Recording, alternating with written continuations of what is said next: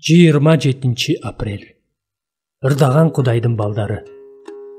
Кудайды даңктап ырдашкандан кийин алар Зайтун тоосуна жөнөштү. Марк 14 бөлүм 26 аят. Сиз Ыйсанын ырдап жатканын уктуңуз беле? Ал бас же тенордун добушу менен ырдайбы? Ал бийик добуш менен ырдайбы? Же ал элдик, салттык үн менен ырдайбы? Ал көзүн жумуп алып атасын ырдады беле? Же ал шакирттеринин ынтымак менен ырдап жатканын жылмаюу менен карап турду беле?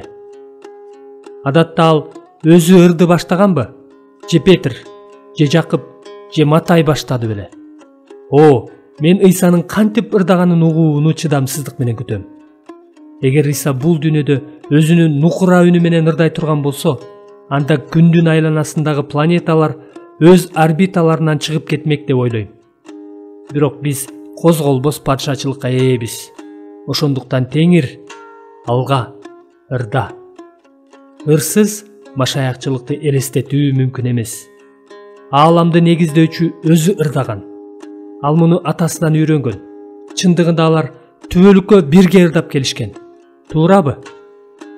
Үч бирдиктүү Кудай менен түбөлүктүү мамиледен рахаттанып, ырдоодон өткөн бакыт барбы?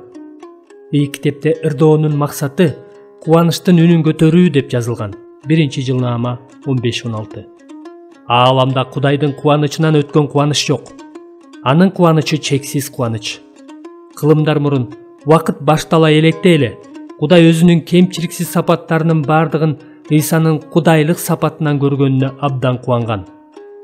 Кудайдын кубанычы чексиз күчкө ээ. Анткени ал Кудай.